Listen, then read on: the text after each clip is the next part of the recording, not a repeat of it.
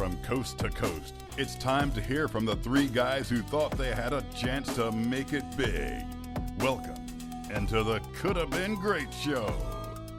Hello, everyone, and welcome into the Coulda Been Great Show. And we talked a little bit about that we would have something exciting coming your guys' way here over the next couple of weeks. And we're going to start with introducing that right away. Scott Coulda joining us. If you listen to our NC State show we had last week, talking a little bit about Phillip Rivers, he was one of our guests, and now he's back here with us again, hoping we can make this a little bit more of a permanent thing if we can moving forward. So, Scott, it's good to have you, man. I appreciate you jumping on here with us. Thank you for having me back, Tanner. Yeah, absolutely. Hell yeah. Man, it's good. It's good to have you. It's good to have somebody on my side now to battle Tanner a little bit. Is that what it is? Yeah, the O-line got together again, baby. Oh, man. And with that being said, you guys talking about O-line, it's been a couple of weeks now since we first talked about what we thought the Super Bowl was going to look like. But, man, were any of you guys expecting a 31-9 win for Tampa Bay? It's hard to bet against Tom Brady, but, damn, that was, like, not even really a game, one of the worst ratings ever because it was, such a lopsided victory for Tampa Bay. Well, first off, that when I would get texts or I would get calls, hey, what do you think? What do you think? What do you think? My first go-to was Chiefs O-line. Like if the Chiefs O-line, as banged up as they were, that's the great equalizer, right? I mean, we all know that. So, like, as soon as Fisher went down and they had to start putting guards at tackles and moving dudes and pieces, and I still thought the Chiefs could do some damage, just because of the scheme. And I thought Andy would come up with something to make sure that they could protect those dudes up front. But they were still doing a lot of empty protection, a lot of five-man, just – 5 on our 5 versus your 5, in the box, and we're going to handle it. But I think after that first series, when I think Barrett got pressure and White and a couple of them guys, and it was like blood in the water after that. I mean, there was nothing that was going to stop them, and obviously Tom is Tom. So I think they knew at that point, like when you got one out, when you got a tackle out, you can hide them, right? When you got 2 tackles out, you're going to struggle. When you got to move more than that, it's in this league, the dudes up front are too good. They're too good. And Patrick, I felt bad for him, and as talented as they are, he didn't have any time. Is that what that's obviously what you saw, right, Mel? Yeah, no, definitely. And Tanner, I know, Tanner, you're probably all too familiar with Rimmers. From the He's Broncos, a Carolina guy, right? From the Broncos, yep. You know what I mean? Like, because Von Miller was eating his lunch. Hell yeah! Yep. So I'm sure as soon as you saw, well, that goes back to you remember because it was when he was a Panther, right? And Von Miller ate his lunch in Super Bowl 50. Yeah, and so man, I just felt, man, I feel bad when that starts happening to the O-line and stuff, man. I feel bad for you because you don't want to. It's not it. You don't want to say it's their fault, but damn, it's their fault. You know what I mean? Right. He just can't. He's not as good. Well, and like if you got that, if going into it, right, you gotta establish the run, right? So establish a run. I think they threw some screens in there, which gets the defense to back off, but you got to establish a run. But then again, you're establishing the run with guys that aren't playing a lot. So then your run game is struggling no matter what. It doesn't matter. It's going to be struggling. Yeah. And so they didn't really establish that. And I started to think, and I know they put their hearts into it. It's the Super Bowl, right? But is the Bieniemy thing, is him interviewing at 6 and 7 different teams, is that a distraction? Are they did they think, hey, listen, I know it's the Super Bowl. I get that. We beat them handily the first time around. Now, I don't want to say that they weren't, I'm sure they were all 100% in, right? But in the back of your mind, are you thinking we can just roll them KC helmets out there and handle business or what? Because, man, Tampa looked like they had a whole they were up here. KC, they looked like they were in the preseason. It was weird. It was weird to me for sure. And yeah, you kind of mentioned that, the distractions a little bit. You got to think of, Andy Reid's son getting in that car accident. They found out he was, allegedly under the influence and ended up, putting a girl in intensive care, a 5-year-old. And, that have been something that kind of threw him off as well too. They just weren't all clicking at that same point like Tampa was. But then, you mentioned it, you look at the offense, that's a team where, the reason they win so many of their one-on-one matchups is because Mahomes has time. And, DBs and linebackers can only cover Travis Kelce and Tyreek Hill long enough.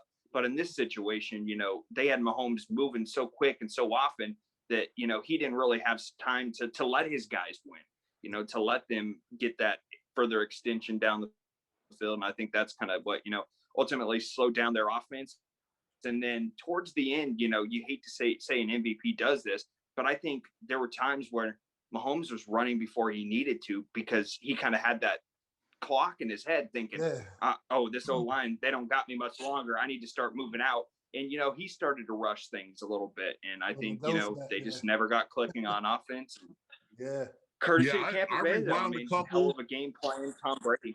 Right. Yeah, I look back. I look back to watch it in slow-mo and see, and I'm like, man, he's taking off.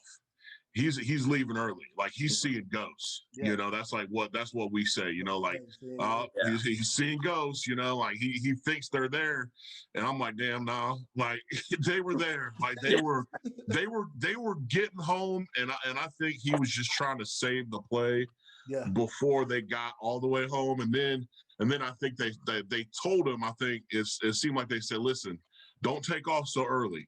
And then he took a couple sacks, right? So like he had a series where he was just, back, and then he was sat in there, and then they sacked him, and then it's like it was over at that point. So, yeah, it was tough to watch, but man, you can't like the seven for Tom is like it's amazing, man. So like if the young guy gets 2 in a row, you can't lose, and if the old guy gets 7, like it's great. It's great for football, I think, and in the end, and man, I think Tom has become even more likable and lovable as a person. You see him getting loose. His little sea legs, man. He threw the damn sea legs, right? Right, and then throwing that, and just doing. I was like, man, I love this version of Tom. I love it. Right. If y'all ever been out on the water like that, do you know how much stuff is in the bottom of like a lake or a river, like just sunglasses and hats, and man, I can't even throw my buddy a beer from boat to boat without like the beer, a Super Bowl trophy, man. Come on now, you are like dialed in when you can toss a Super Bowl trophy from boat to boat. Sure. And all this talk, man, what do y'all think about all this talk about, you know what I mean?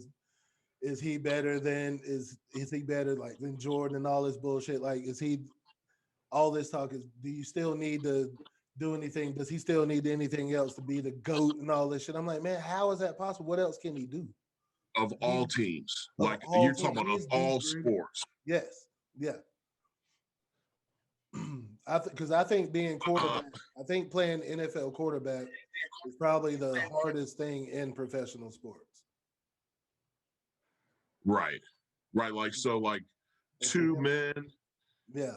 On a 5-man team, right? You could potentially have like 2 superstars and win it, right? Right. I mean, you don't need a lot. 3 super team, like it's over. You're gonna win. Right. You normally have to. It can't just be a 1-man show. You normally need 2, right? Yep. In the NFL, you need to have like 11. Now, I don't know if that hurts Tom or helps Tom. Like, great teams built around him. I mean, that 07 team that didn't win, man, like, there were some monsters on that team. They were Moss and that defense, they were ridiculous. I don't, greatest of all team. I mean, that's hard to say. That's like, I don't like that, Cross comparing sports like that. Yeah. I mean, how can you, because then there's individual sports, I don't know. That's a tough one for me. But it's hard. Like you said, it's hard denying what he's done in football. No doubt. He's one of the greatest to ever do it. He just seems to. I thought he took a step down this year, but then JR and I were looking at his stats, and he 40 touchdowns, like 12 interceptions, and a pretty solid year, no doubt. But and first off, no spring, no OTAs, and a brand new team. None of that, yeah. No camp. None of that. Come on in and brand new. I mean, if that doesn't, that is probably the biggest FU to Bill and everybody up there. And I think the Patriots handled it right. They sent out a tweet that was like, "Congrats to the best ever, the greatest ever do it." So, hell yeah. And I put a poll out and I was just like, are Patriots fans happy for Tom and Gronk? And they all seem like they were. I mean, I'm sure there was a bunch out there that weren't. That were just like, screw this guy, he left us. But at the same time, like they said, he's became more likable in Tampa, and maybe it's just because he's not around that real strict Belichick, New England environment, I guess. I don't know. Or maybe he's just getting older and it's just like, let's just have fun and party, and Gronk helps it out. I mean, the culture though, right, Mel? Like the culture is so different. And Arians is kind of that type of dude who likes to have fun too. Man, he's a player's coach. He's a player's coach. Players love playing for him. Okay, so like, is that sustainable? Is that sustainable? I think yes. I think so. But Scott, you played in the NFL. I mean, you would know more than we would if that's the type of locker room environment that last. Like Marvin in Cincinnati walked like a fine line. The guys, everybody, we loved him. Like we generally really liked playing for him. He was disciplined. Now before I got there, it was like there was not Dick LeBeau, who he's a Hall of Famer. He's a legend, right? The Steelers defensive coordinator. Yep. But he didn't have control. And you talk to anybody there, dudes were just wilding out. Like they didn't stay in hotels like Saturday nights before a Sunday game. They were wilding out like Saturday night before a game. Like you can't. It was crazy. So then Marvin came and got a lot of those guys out, disciplined them, but still, it wasn't like Belichick, how I imagined they were, you know what I mean? And I think that was a good balance, right? But you can't be a disciplined coach and then go to be a player's coach. Likewise, you can't be, we're cool players coach you can't go to a disciplined coach, because then guys are like, who's coaching me right now? Yeah. My thing with Arians is like, I think he knows they got next year really. And he's probably, he's an older dude too. Yeah, he knows. So he may call it quits in a year or two as well. Right. Right. So I think they know I don't have I'm going to establish what we are now, but I don't have to establish some sort of like Belichick Patriots culture. Yeah, exactly. Right. So I can get my guys on board. They love me. They're gonna play hard for me. I got Tom.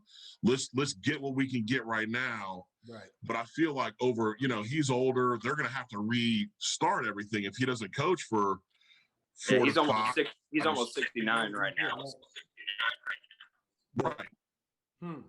So I think what if I love what Arians is doing as far as his coaching, like his coaching tree, you know what I mean? Like on his staff with all all the black coaching staff. Yeah. What if females? He's probably grooming somebody already to take over his spot. What if that spot is like Byron Leftwich? I wouldn't be surprised. Wouldn't be surprising. I love what Byron Leftwich did this year with Tom Brady. And yeah. Now I wouldn't. I thought it was a rocky start. Yeah. Some of those Saints games, I'm like, what? I'm like, okay, but yeah, and Byron, he was kind of throwing it, casted, and like he was just a quarterback's coach, I believe. Was he a coordinator? Was he a coordinator in Arizona? Because he came from Arizona, right? Yeah, I don't think he was a coordinator. No, I think if he was a coordinator. Just a quarterback's coach. Yeah, I don't know if he ever got the coordinator or not, But for him to be in that position, you could probably Google that, Tanner. Yeah, I'm looking it up. He's looking that up now. But like this, it was impressive. So in 2018, he was the interim offensive. He went from quarterbacks coach to interim offensive coordinator once they fired somebody mid-season, and then he joined Arian's staff in Tampa. That was probably so he coordinated for a couple of weeks. Yeah. Shit. Okay. You know.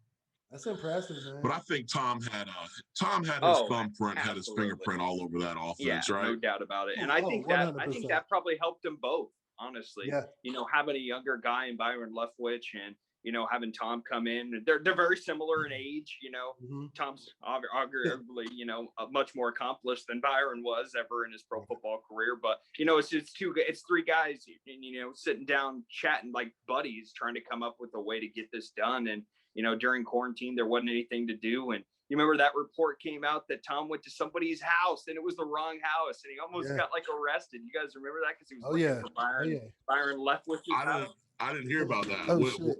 What was that? I can't remember exactly what had happened, but he was like during the off season was going to try and find Byron Leftwich's house and ended up going into somebody else's house. Mm-hmm. Like he knocked on the door and it was like, he's like, "Hey, you there?" And apparently Byron had texted him that, you know, "I'm in the back working or something. You can come in when you get here." And Tom walked into somebody else's house in Tampa, and they're like, "Oh man, that could have ended bad." My house, sure. But he did something right. Like he was on a park that was closed, and he didn't know that it was closed or something. Like he was out there working out or something. It was a good little it was an interesting little transition he was making to Tampa Bay. In Florida, man, they handle things a little differently down there too. So you know, definitely first half. If that's where they were, I don't know. I don't know if they were in Florida or whatever, but you know, no, it's pretty interesting. But there's no doubt, you know, Tom continues to get it done, and it'll be interesting to see how they look next year. I mean, they could probably make another run next year. I think the big key before we move on to our next subject here is Leonard Fournette. I think he kind of rounded that team into shape come the postseason because he really started running the ball well. It took the pressure off Tom. They could go run, you know, they could go screen play action, and it kind of set things up to where, you know, Tom wasn't maybe trying to force as many things in the offense. Yeah, I agree. Right, Mel? Yeah. I mean, it's the running game, right? Definitely agree. Like I was more of a fan of Robert Jones personally because I had him on my fantasy football team, and he helped carry me to a championship. But anyway. But he's just the more explosive one. He was the more explosive. He had that 90-some-odd yard touchdown run, you know what I mean? But he got hurt, and that gave Leonard Fournette the chance to come in and get some burn going towards the end of the season, get his legs going and everything. Come playoff time, then he was rolling. Yeah, he had 18 carries, 94 yards, and a touchdown in the Super Bowl. And the biggest one, I mean, that was kind of the back burner for the Chiefs when he broke away and scored on that 37-yard touchdown run in the third quarter. So I think that was huge. Playoff Lenny, as they like to call running him. Game. Running game, man. That's what it's all about, baby. Yeah, and they had the balance, right? Then the play action. Yeah. Let me get your opinion on this though, real quick.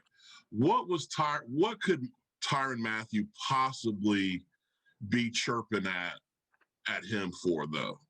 Was that like I know we just got scored on, right?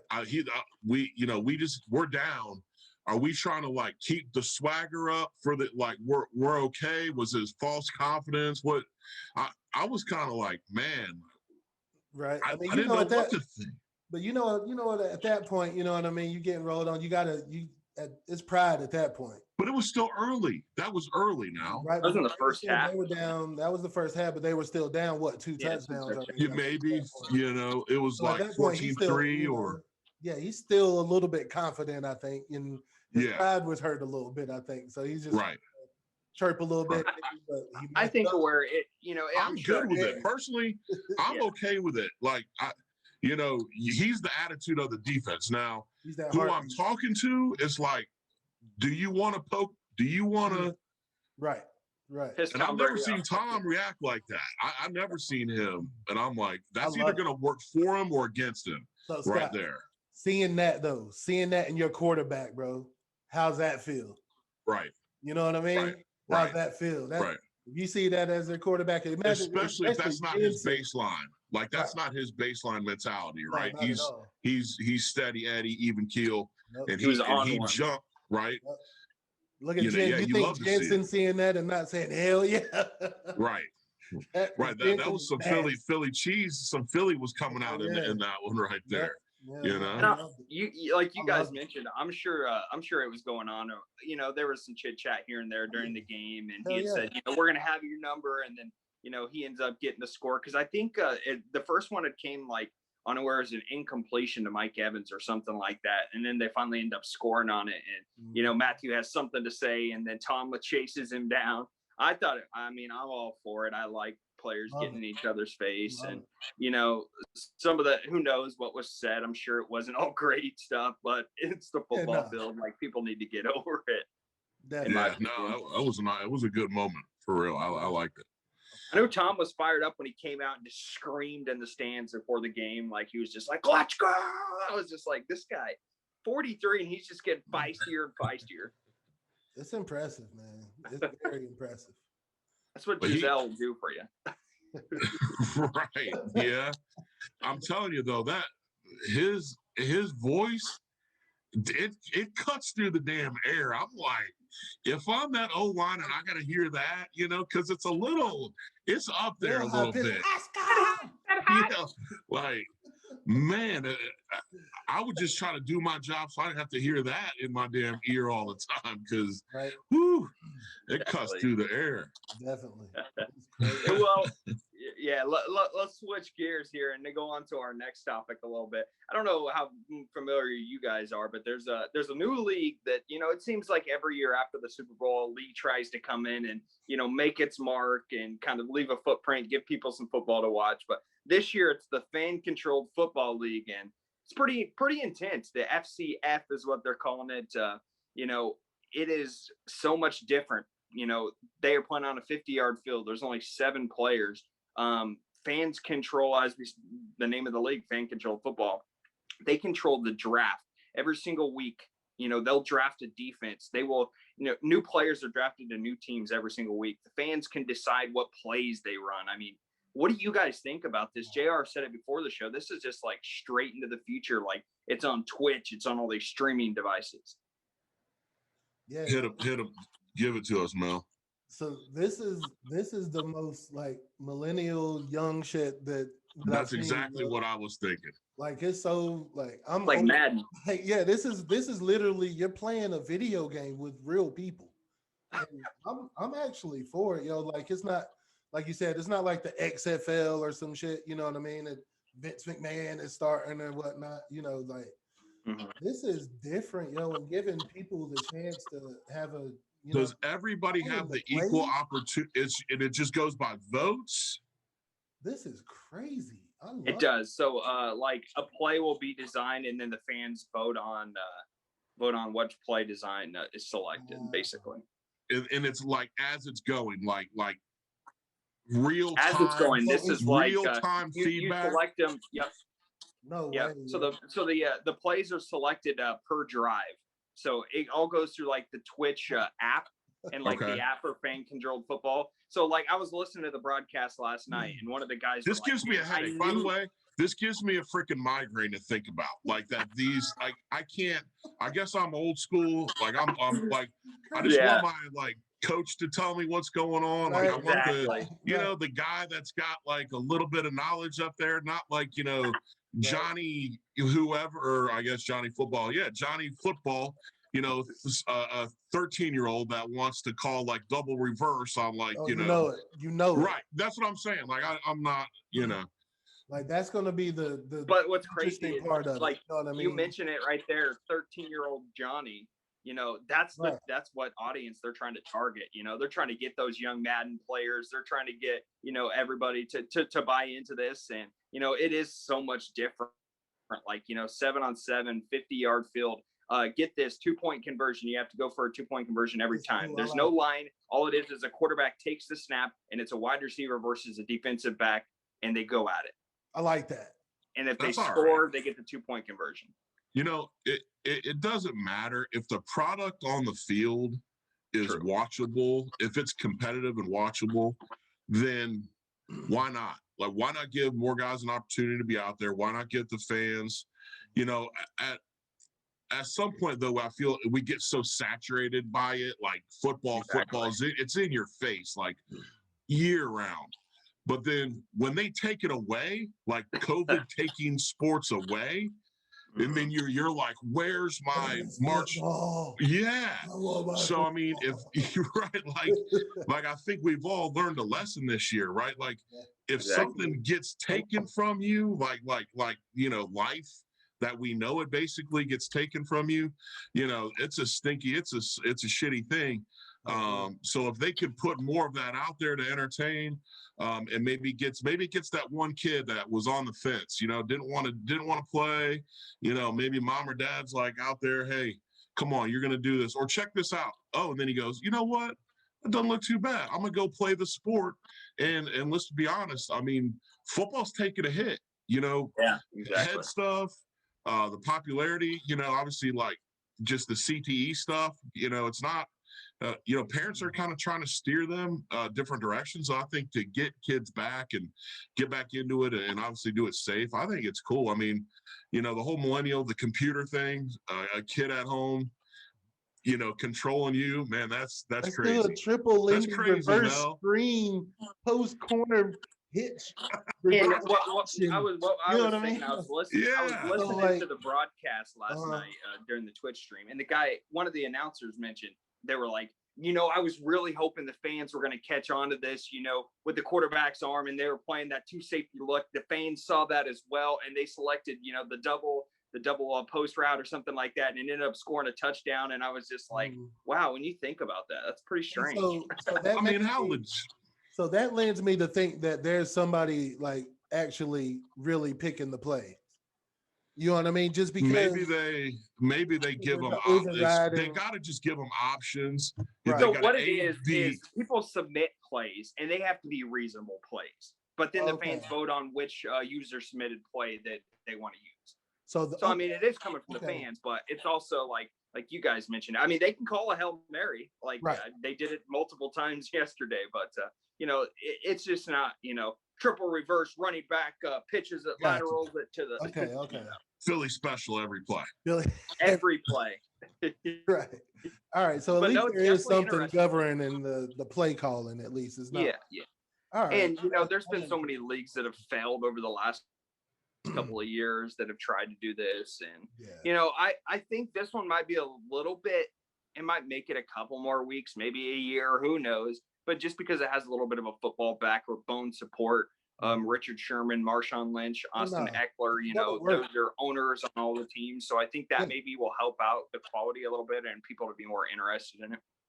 Like it's diving into the pop culture world. You know what I mean? It's got Quavo, Migos, you know what I mean? All these pop and MLB players, WNBA players, it's gonna catch on. Kids love these people that's involved in it. And it only lasts an hour. Oh man, it's a continuous clock. It only lasts an hour. Oh, what's that now? It's a continuous clock. An hour. 2 20-minute running clocks. Yeah. Oh, really? Yeah. It's quick. You know what? They may be onto something with that, because what kind of culture are we living in right now? I want my football microwave. I want it microwave football now. I can't do 3 hours where on a Sunday you can doze off, wake up, third quarter, I'm still good, right? Yeah. This is like you got me for an hour. Yep. Let's see what we do here, and then we're done. A phone. Kids can watch it from their phones. Exactly. You know what I mean? I think they're on to something, man. The NFL is such a beast, right? It's a monster. It's undefeated at all time. It's undefeated. It's undefeated, right? So like you're not going to go there for that experience. If you know that going into it, that you're not going to see Rodgers type, Brady type stuff. You just want NFL Street is what they called it. Right, NFL Street. That's what they called it, man. The last night of the broadcast, they're like, somebody said this is, I was like, and they're like, yeah, that's kind of what we're going for. They have a drone camera at all times. I bet it looked great. It did, yeah. I bet production wise, it looked great. And with COVID, check it out. And with us, with fans were there fans in the stands and everything, or was it right? So like it doesn't matter anyways. They're all playing. Right, so it doesn't matter anyways. It's like built for this. It's literally built for so many people use Twitch. I mean, streaming their games, and so they're targeting that audience with that, and it's just kind of a fun deal. Almost 50,000 followers on Twitch. Yeah, and their first games were yesterday, and it'll be interesting. Game today at 5. Yeah. None of the players. I mean, you got Johnny Manziel. I'm trying to think who other. Quentin Flowers, I think, played in the XFL, and there was a guy that was a star at Florida State. His last name was like DeAndre Francois. Yeah, that's who it was. He was a quarterback. Francois a quarterback in the league. Yeah, yeah, he is. Okay. So no, it's definitely interesting. There's only 4 teams, but we'll see how it does. I thought that would be an interesting topic just because it's such a strange deal. That's cool, man. I like that. Yeah, I used to be the throwback, man. We don't need nothing else, like blah blah, all this stuff. But maybe I'm changing. Maybe a little bit of change is good. We'll see what happens. It's just the change of the guard is the Coulda house. Right? Yeah, for sure. Getting soft in your old age. They had that XFL. They had all that. They had the XFL, the CFL, the CFL. Then they get these guys out there, and then it's like, hey, this team's got to shut down. They don't have the backing. They couldn't pay the players. To me, like that's just a bad look. Like you're getting these guys out there putting their bodies at risk, and then it's like you don't know if they're going to be around or if they're going to get a paycheck or what kind of conditions they're traveling under and things like that. I'm not for that. This seems to be, it's like they kind of they didn't set it, so they're not trying to compete with the NFL. They just want a completely different experience for the fans. Yep. You know what I mean? They're not trying to compete with anything else. And I don't think the NFL, like you said, I love that idea, but I just don't think anyone can repeat, what the NFL or even what college sports does, just because there is such of that, history and support, and you got to have so many certain things line up correctly to make a league happen. And it's been shown that amateur sports are one of the hardest, or pro-am sports are one of the hardest things to ever try and be successful anywhere. No, for sure. Well, more power to them, Will. Let's see what happens. True. All right. What were we going to talk about next? I can't even remember. MLB coming back, or was there something else in there, JR? Let's talk about the All-Star game. All-Star game. Yeah, exactly. So that's one thing that's been drawing a lot of attention, because obviously the NFL didn't have a Pro Bowl. Like last year, we didn't have any All-Star games. The NBA comes out to start the season, says no All-Star game. We're not going to do this. Nothing like this is going to happen. And then all of a sudden they change their mind. And now they want 60, or I guess not 60, 30 players in Atlanta. And, the league has had to cancel so many games here and there. I mean, what's your guys' take on this? For me, I love a good All-Star game. It's fun. It's fun to watch. But I feel like the league's being a little blinders here on, we got to get that money. And that's all we're really thinking about. And the players are like, well, what the hell are you guys? What's the point here? Right. Yeah, like I don't think they should play it. It's not like the NBA, it's not like the bubble that they did. It doesn't decide anything either. You know what I mean? It doesn't do anything for anybody. It's not like the bubble where they've had everybody in one controlled area and everything. I don't think it's worth it. Like you said, they've been canceling games and stuff all season long because of COVID and everything. What's the use other than the money? Like you said, I don't think they should do it. Well, let's be honest, guys. When it comes to All-Star, Pro Bowl games, this, that, and the other, even the Super Bowl, it's not even about, well, no, I'll take that back, not the Super Bowl, but All-Star games in general. It's about the week leading up to the game, right? It's about the parties. It's about the marketing, the Migos is having this at this club. It's about, you're exactly right. You know what I mean? So, and like nobody's really doing, I'm not hearing a lot of stuff on the streets about big parties going on or throwing this. So like if you can't do that, why not just keep everybody safe? Exactly. And let the players go rest. I felt like LeBron just got off the court and then he's right back at it. Like, listen, your product you want your product for June, July, August, when people are going to be watching. Right now, if something happens to those dudes that were in the bubble for a long time, they were going at it, and then all of a sudden we want to have an all-star game. Let them guys go rest, man. Yeah. You're not going to have a week of parties and celebration. You're not doing that, okay? You're not going to have fans there anyways. Everybody knows what's on the court. If you don't have it, it's not going to be a problem. If you do have it, the only thing could be negative, I feel like. Yeah, exactly. I feel like the only reaction would be, it's not. It's like, why did they do that? Yeah. All you're going to get is a lot of people going, huh? Like my grandma, I'm the person that just lost grandma or just lost some is going to be going, man, these dudes are really doing an all-star game. Right. Yeah. And they flew all across the country and they brought, 40 people in from, all across the nation just to play an exhibition game. And the players, I mean, come on now. Exactly. They feel the same now way. It's gotten more competitive, right? Like over the past, True. Right? The way that they structured it, you got to win us by a certain amount of points, or you got to write the spread, and I think it was incentivized. What is it? The play of the game became much more competitive. You could actually tell down the stretch they were trying. They wanted to win. Well, I think it was, Scott, that they were paying. Like if you won, you got like $30,000 each player did. Yeah. And so they were like, all right, let's tighten this down. Let's, but at the same time, I get where you're coming from, where, this is just basically putting them on a pedestal for the world to see. And, the only thing that can go wrong is everything can go wrong. Exactly. Right. So like, my question, so is the 3-point contest, the dunk contest, the rookie game, all that, are they planning on doing all that shit too, or just the all-star game?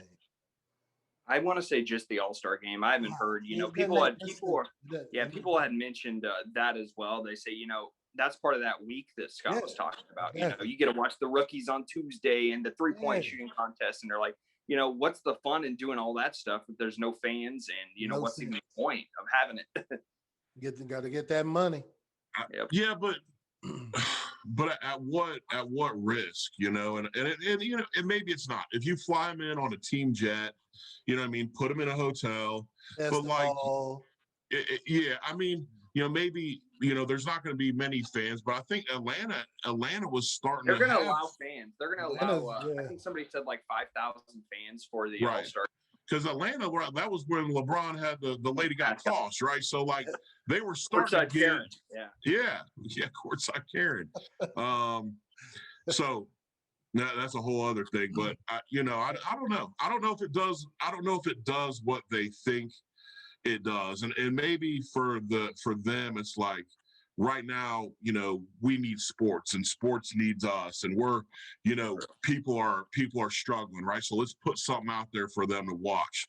And I get that. But I don't know. It seems a little silly to do, especially just because, folks are going to gather, folks are going to gather, and then it's more risk. But, I don't know. I think LeBron, I think the health of the players, especially, just give them rest, man. Just like let them rest. They want to rest, and I feel like, is their union not strong enough? Is their union not strong enough to battle that, or? I think, and you kind of mentioned it there. I'm a Nuggets fan, and obviously we played in the Western Conference Finals. The Nuggets were in the bubble in Orlando for almost 5 months. They got, a 3.5 week, maybe 4 or 5 in some cases, break before they had to come back and start the next season. So I agree with you in that regard. Just, what's the point really? Players like LeBron, and he came out and basically said he thought it was stupid as well. So did De'Aaron Fox. A lot of players have, a lot of players. Yeah, but especially to renege on that, like you tell them, right, you're good. Like we're going to start early. Don't worry, you're going to get a break. Yeah. And then now, if they had said going into it, you guys are going to have to play an all-star game, and they agreed to that, but they didn't agree to that. I don't understand how that's. I don't. That's difficult. And I thought, I know the NFLPA there ain't no strength there really. It's Roger Goodell basically, you know.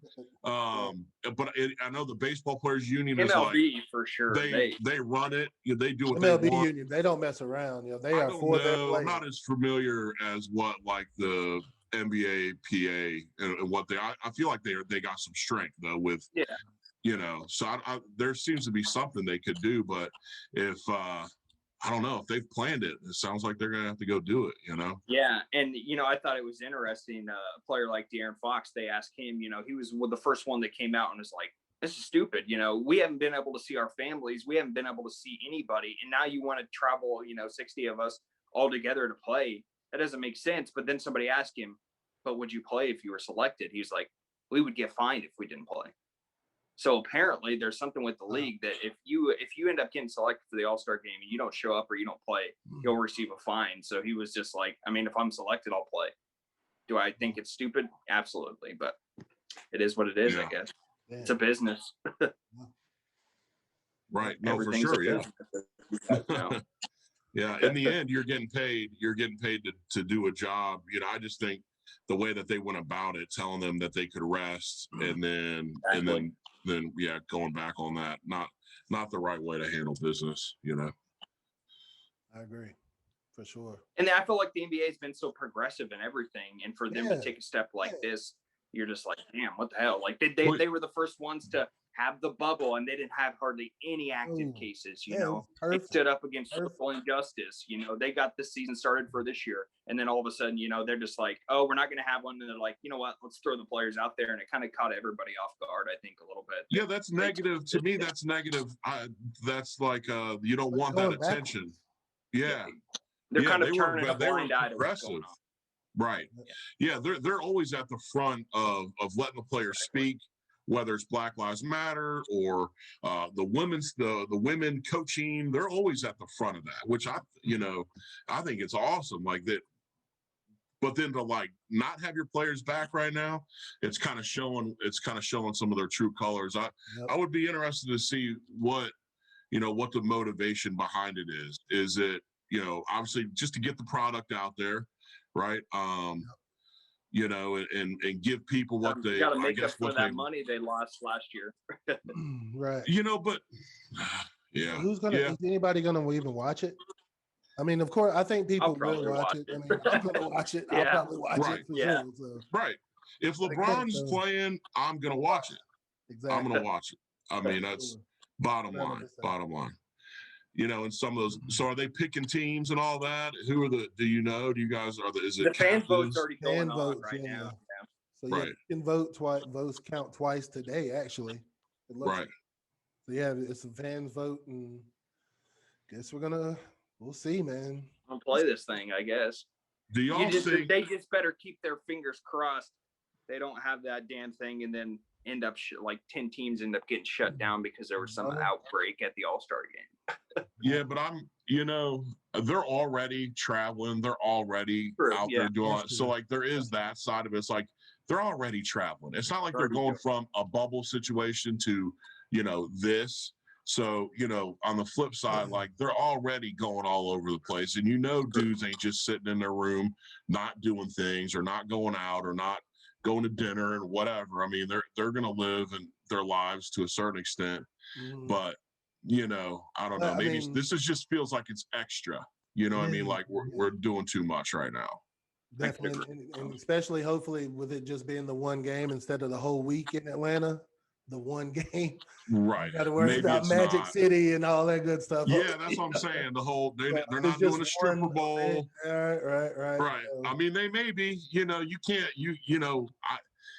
Every state's got different rules, right? So, like, if they can do it, I'm sure they'll do it. If there's a place for people to go make money and go throw money, like, I'm sure that they're gonna have it. So no doubt.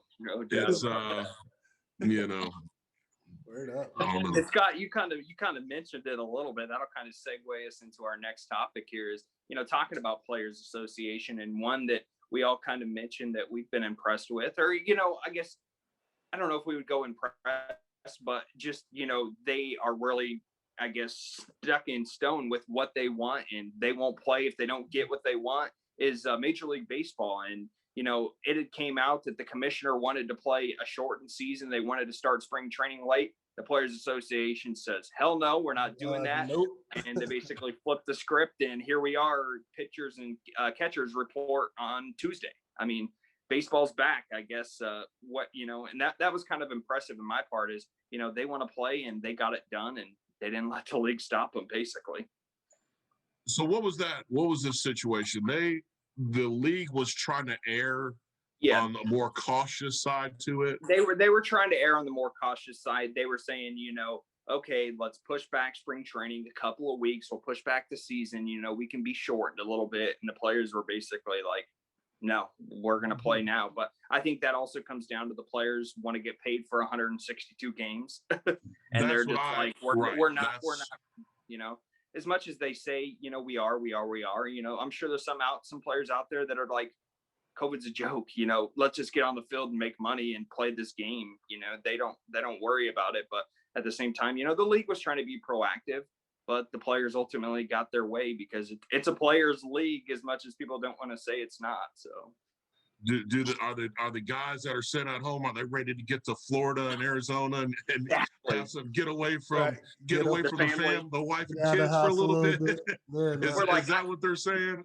They're like, we had to quarantine last year. We didn't get to go into the season until June. Let's get to Florida. These kids listen, I've had enough of this. I need to go be with the boys down in the cactus and the fruit, orange, whatever it is, You were pretty close to Cactus League and the Grapefruit League. I like it. There you go. Right. I'm not a baseball guy, but I imagine there's some of the guys that are like, nah, let's get this thing rolling. If we're going to do it, let's do it. They probably see the other sports having it. So like, why not? Now, when you see clips of 2020 baseball, you do see fans in the stands. I mean, in the world, didn't they have? I mean, they had fans at the World Series. It wasn't full, but in the World Series they did nothing else. No, none of the home games had fans. The World Series did, The World Series did. Okay, but they will this year. They will this year. There'll be fans this year. They already started selling spring training tickets, and then also they announced that there probably won't be stadiums that allow that to be sold out, but there's going to be people at the games this season in the stands. Yeah. Right. Well, I mean, mask up, right? Mask up, and just I'm on. Man, that's so tough. Well, it's tough. It comes down to it's money, right? It's money, right? It's money. It is basically money. They don't want prorated salaries. It comes down to money, man. They, and I get it to a certain extent, you know what I mean? I probably wouldn't go to a game or anything right now, whatever, but I don't really see a problem with going to an outside venue. Like I actually, if you're not set within 10 feet of another family. I take that back. I'm lying actually, because my kids are involved in travel sports right now. And we're going to baseball fields and everything right now, basketball games and everything right now. So of course, well, damn, I guess I would go to a game. If I'm going to go to a game, why not? Is there a difference in the numbers, though? Like I just got done doing like a flag football with my son, but he was outside. Right. Everybody was kind of spread out. Can they do that, at a baseball stadium? Is it going to be like 20% or 10%, or is it it's got 80, 90%? No, I think it's down below. It'll be below 50% to start off with, for sure. Yeah. But you got to think, 50%. Yeah, 50%. I mean, even 25% of some of those stadiums, you're still looking at 10, 15,000 people. Hell yeah. So, I mean, there's definitely still going to have that fan environment. It'll be different for sure. They talked about, spring training this year. JR and I talked about it. One of the guys that's been on the show, Trevor Kelly, he's from Wilmington, pitched at North Carolina, as a part of the Phillies organization, the Red Sox. And, it's going to be different. So this year they're bringing down the players for spring training, as we said, pitchers and catchers in 2 days and the rest of the team in like a week. And all that's going to be at the spring training complex is going to be the players, the MLB players and the AAA players. And if you're not an invitee to Major League training camp, you're not going to come until all those guys are gone and already have their season started. So there's only going to be 70 players at each of these complexes where, generally we're looking at 250. Hundreds, yeah. Yeah. So, I mean, I think in that regard, they're trying to be proactive. And that was one of the players. The players mentioned that to the league, say, we don't need everybody there. Let's bring in the guys that we need to get the product out on the field now. And, the most important guys, get them out. And then we'll bring in, the lower kids that are trying to progress within the system. So they're doing it. It seems like they're doing it the right way, man. Hopefully they're trying to, but I mean, they also just they basically said, we're not starting late. And I think that goes back to what you said, Scott. They're seeing all the other leagues do it. So they're just like, why in the hell can't we? We're outside. We have helps. Yeah. That does. In baseball, for some reason, it feels. Anyways. Yeah, that's true. For some reason, the outside thing definitely probably plays into it. I don't know what it is. Just the air, right? Being outside, it feels better. Yeah, you're not enclosed, right? It feels safer. It just feels, it feels better. I'm safer, right? Whether it is or not, but whether it is or not, that's what I'm saying. Whether it is or not, and I'm sure there's data that supports obviously like being outside is better for it, for as far as the spread of COVID. But if they want to do that, I mean, and they can do it safely, I think people are just kind of like, we have to get back to normalcy, and at least something of a routine, but when it comes to people's lives, I don't know. And I'm not 100%. I'm not sitting in my house like 100% of the time, but I'm, definitely be safe. I don't know. That's tough. It's definitely money driven. It's definitely money driven. Professional sports are. Well, they're probably like, okay, what, like the owners or they want to push it back a week or two. Like, what does that mean? More people get vaccinated in that time? Is it less risk there? I mean, because I don't know what that does. You either gonna do it or you were gonna like really not, It's going to be end up being like, or it could be like last year and they played 56 games and, but, I think they're going to do it. But you kind of brought up a good point that I want to ask you guys about a little bit is, you mentioned pro sports money driven. What about all of these leagues, these kids leagues that are traveling all over the country to play? And it's not money driven, and parents are complaining their kids have to wear masks when they play basketball. And, what's your guys' take? Obviously, you're both parents. I'm not, I don't know if you guys have ever complained about, we need to get our kids back out there or why are they having to wear masks? But, take me kind of through what that's like for you guys, because, that's not money driven and people are still so adamant to get it back out there. Is it that sense of normalcy? Well, I'll start. Well, it kind of is money driven still, either way it goes. Because it's expensive to play on these travel sports teams for sure. Yeah, 100%. So it's definitely money driven to a certain extent. We haven't stopped playing really. Like the season stopped last spring. We started up in the fall, played through the fall. We've been training all off season, and we starting games again in a month. Traveling. Our first games are in, I think, Charleston, South Carolina. So. I don't know, man. I mean, it's all been safe. You have to wear masks going into all these park facilities. You have to, socially distance outside of your team. None of the teams are shaking hands or none of that after the games. We haven't really had any COVID effects from it. Nobody on any teams and everything. So I don't know, man. It's been going well, and I'm all for it. Yeah, I got a taste of it when I moved back to North Carolina. My buddy is his kid is on a 7. He plays up, so he plays with like 8 and 9-year-olds, and they're it's crazy. And he's like, they just stopped, like what Mel's saying. They just stopped like a month or so ago. And they're starting back up with like the whole tryout thing and everything like next week. They're going to get back on traveling. They're a really good team in the around here. I think they lost maybe one game. Y'all might have played against West Raleigh. I think so. It's one of them. Yeah. They're a legit program, yo. It's like this is a whole nother show we'll have to do, Tanner. Like it's youth sports, man. These travel sports, it is. And then he got selected to an all-star game. He got selected to the kid. He got selected to another like an all-star. So he was doing like his own thing, and this other team he got put on, they were doing games too. And I'm like, bro, these kids are like 8, and 9, and it's crazy. But they didn't stop. They didn't stop. They were going all the things, and you got mom and dad and grandma and grandpa all going and all doing it. And baseball is a monster, and it's popular, especially down here. And I didn't realize how popular it was in North Carolina, and I think it's good. I mean, I don't think the kids care. They're like, hey, where's my mask at? Boom, boom, and out. Like they don't. I don't think they care.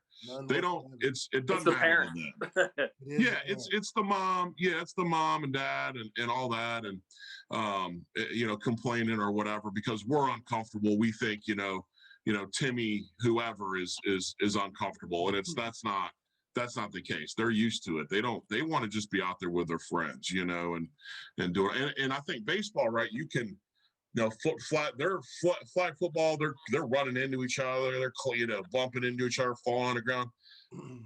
I would think baseball is a little bit more, you're kind of spread out, right? I mean, which just by the nature of the sport, it's a little bit different. Probably the most socially distanced sport there is, right? I mean, besides golf, maybe. Other than single sports, other than golf, it's probably the best socially distanced sport we got right now. And we haven't had any instances with COVID. Like none of the coaches, none of the players, none of our tournaments have been canceled because of it. Like it's been on and popping. But then you guys talk about this. And then you look, let's go, an age group up to high school. And we've had 30, 40 games canceled. Yeah. And teams going to quarantine for weeks. Is it just that age separation between the kids that, or is it just not taking it? That's interesting. Taken as seriously in youth sport?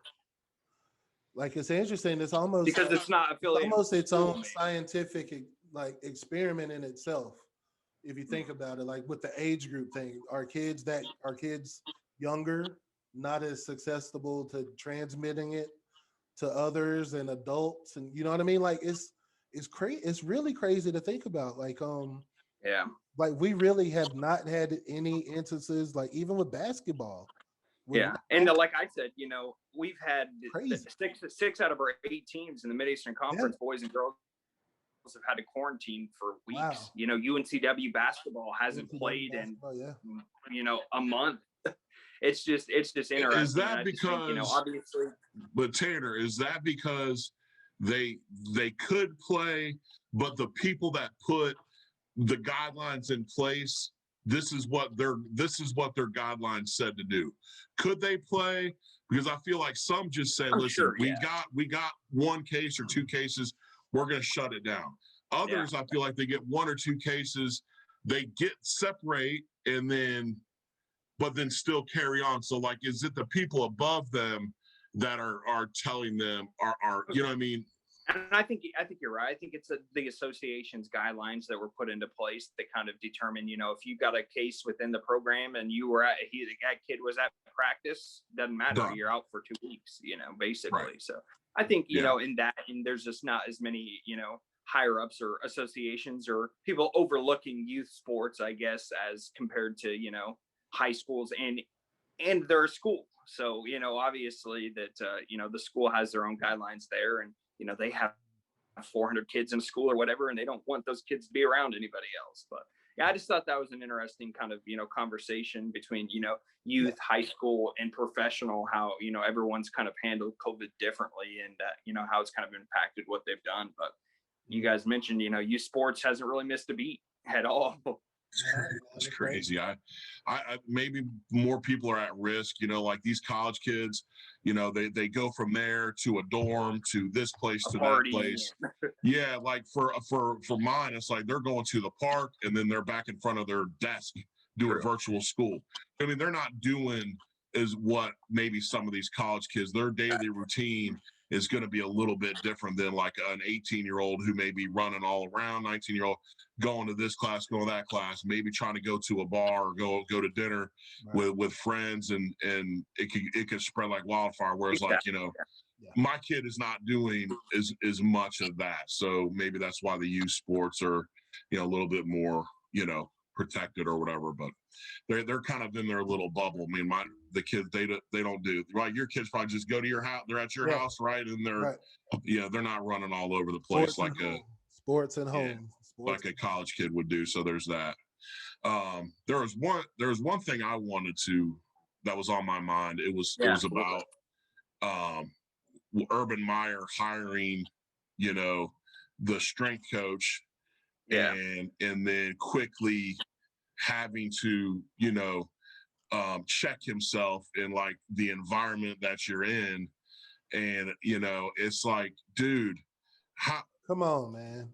Do you not have any awareness right now, bro, to like see that this is it's not a joke, It's not college. It's not college. Right. And the players that he's trying to earn their respect, they ain't gonna understand for it. It's over. Yo, I tell you what, he's lucky Jalen Ramsey isn't there anymore. He's lucky because Jalen Ramsey would be losing his shit over this one. Sure. Bro, Twitter would be on fire. Oh my God. Oh no, I completely agree with you guys. And not a good look for it was just kind of an insensitive hire at that point in time. You mentioned that, all this guy's been through, and then, everything comes out about him, and Urban still makes the hire. And then, people start bashing the shit out of him. And he's just like, whether it was Doyle stepping down on himself, or they were basically like, shit, you need to resign from this position. We can't technically fire you, but, it just sucks that it took that, not that he could see that from the forefront and not make that hire in the first place. So he didn't have to put himself in this team and, in the organization in this position, I guess. Good point. I was a little mystified on the whole, like, well, how did he, obviously Urban knows him from coaching against him at Iowa, right? And just the coaching circles, and the coaching that's the good old boy, like that's my buddy. Yeah, a lot of deals are done, handshakes, and yep, come, I got your back, you got mine, and I just thought that, for him not to have that awareness. Now, I know that the other thing about it though is like he obviously rubbed some players the wrong way when he was at Iowa, right? I mean, there's rumors. I didn't see anything where it was in black and white, right, or anything like that. So maybe Urban thought, listen, there's accusations out there, and there's this or that, but we can scoot by it. They'll forget about it. But even to have that mentality that, we can get through this and weather the storm and we'll be okay, that's a little bit short-sighted too. I don't know. That was no, I agree with you. You talked about, at a time where America and, everyone is trying to solve racial issues and become together more as a country, for him to make a hire like that. And, especially, in any case, but in a sport where, 75% of your players are black. I mean, it's just like the NBA, you need to know who your players are. And the other 25%, for the most part, I think support the 75%. That's the feeling that I get. I know it's not going to be 100%, right? Yes, of course not. But for the most part, the support for the black players is always there. Not 100%, because it's not going to be, but I thought that was a little. Now here's something that was getting tossed around in my mind. At what point does this guy get a second shot? Does he get a chance? Did he throw it away? Did he throw his career away and he wants to support a family? I don't know if he's got kids. Did he lose that privilege? And it is a privilege. I mean, let's not. It's a to be an NFL coach or a college coach, man. That's like, that's big responsibility. So did he lose that for good? Tough, man. Can he earn it back? Right. Can he earn it? Can he go out? I'm always willing to give somebody a second chance who earns the second chance. Like, but he has to go and prove that he wants a second chance and not that he's just doing this because he got caught in the moment. That he genuinely wants to change and genuinely didn't mean, or you know what I mean, like that kind of thing. I'm not a part of the cancel culture. Like, I'm not just gonna dismiss him in life altogether. Like, I don't wish any ill will towards the dude. I don't know him. Like, everybody, in my opinion, everybody deserves a second chance until they prove that they don't. So hopefully he'll get another chance eventually. But yeah, it sucks. That was a first hot place to go to the NFL. It's not like he went to a D3 or D2 program. Yeah. You know what I mean? He won't be in the NFL anytime soon, for sure. He's gonna have to start over again. He'll have to start off but who's gonna be the guy if an Urban Meyer can't do that? Does it would have to be a black coach, right? Probably. If a Mike Tomlin took him on, if a Mike Tomlin took him in, that would change. That would help him a lot. I think so. Because Mike Tomlin, I mean, that dude is intense, and if he can, you know what I mean. And the Steelers organization has always been first class. Exactly. You know, that may be something that could do. Yep. Now, Mel, how many times did you hear? And I don't want to stir the pot, but how many times did coaches say, "Listen, man, if you don't do this right, if you don't do your grades, if you don't do this, you're going to go back. You'll be back in the ghetto," right? Yeah. That was some of the words that I think, and I'm probably paraphrasing, that were out of his mouth, because that's the truth for a lot of these kids. For a lot of people, that's the truth. I'm not condoning what I don't know what he said, but that's the truth. A lot of the kids that come from the hood, the street, whatever, they got a scholarship now. Yeah. Their job is to not go back to home without a degree or a job or the NFL, right? 100%. I will even go as far as saying just the black, I would say 90 to 95% of the black college athletes come from the hood. Right. So I don't know that coach's relationship with that kid. Everybody's not in that situation though. Yeah. So for him, he couldn't have just said it as a general statement as to anybody. But if he has that relationship from the kid to where he knows that kid is from such and such place, he knows that kid had nothing. He knows that kid probably might not have had a father figure. He knows that kid doesn't have any money or anything.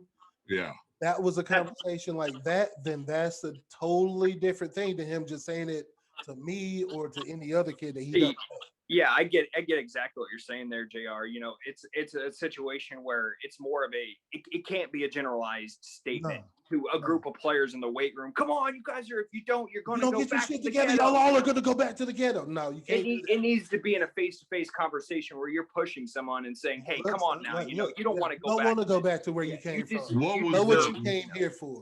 Yeah, what was the conversation? What was before it? What was after it? And then, you know, what went down in the middle? Or would he toss these things around?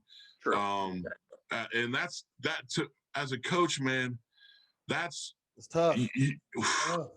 Because you want to have that personal relationship with kids. You want to, because like I was saying, so a lot of these kids don't have a father figure. The coach is the father figure. Coach are the father figure for the most part, especially in college. Mom and daddy aren't because around you're alone. Either way. Right. And you probably got grandma or your aunt back home. You might not have mom and dad. So like, you know, all you got is your position coach or your head coach or whoever, your strength coach. I mean, really the strength coach is that dude. That's your guy. The strength coach is that dude. Yeah. That's your dude. Right. You know, and if they feel like they can't trust you, you know, and you're sending out those vibes like that. You know, I just hope, you know, I don't know. I don't know if he deserves an NFL anything right now. Right. You know, but if he's got a good heart and he can somehow earn a way back to make a living and maybe get a second chance. But, you know, for Urban not Man, for Urban, not a good start. Not a good start, Urban. Not a good start, brother. Oh, you're trying to win this. You're trying to win the locker room. Yeah, that's gonna be tough. And somebody mentioned, what's that going to be like? Is he when he meets his players? Because obviously no one's there right now. When everybody regathers up, is he going to have to try and defend this hire to some of his black players and everybody in the locker room and say, I thought he was going to be a good fit. Well, how could you think he was going to be? When you knew prior. It's not like it came out like this was no knowledge in the coaching community before he was hired. Right. Yeah, I mean, this just happened. He just left Iowa like last year or 2 years. This wasn't. So it's not like it was. It's not like it just happened. Yeah. I don't know. It's going to be interesting for sure. But yeah, that's definitely a hot topic right now. Hell yeah. All right, guys. Well, I appreciate you guys jumping on this week. It was another good show, and hopefully everybody can join us next week. I'm sure we'll have more exciting things to talk about, get a little bit further on, maybe some trades, willing and dealing in the NFL. A lot of players are hitting the road, but you guys got any final comments, final thoughts? Scott, we'll start with you. Quick little wrap up. No, man, thanks for having me on. And, it's bittersweet. The Super Bowl's over, but I think it's cool to watch. We'll see what happens with Trevor. I think that's going to be his workouts and pro days and all that. It's going to be interesting for Trevor. And then talk about that next week for sure. Yeah, we can hit that. And then maybe, the NBA stuff will get cleared up and we'll see. But no, I appreciate you guys having me on. It was a blast, man. It's a blast. JR, final shout outs. Final shout out, Scott, man. It's a pleasure to have you on, man. It's a pleasure to see you again. This is gonna be fun, man. Cool. Next thing, look, Effing Wrestling Podcast, baby. Check it out. There we go. Okay. Check it out, everybody. Holler at your boy. We'll see you all. We'll see you guys all next week. Thanks for joining us. JR plugging, laying it down right plug it, baby. Plug it.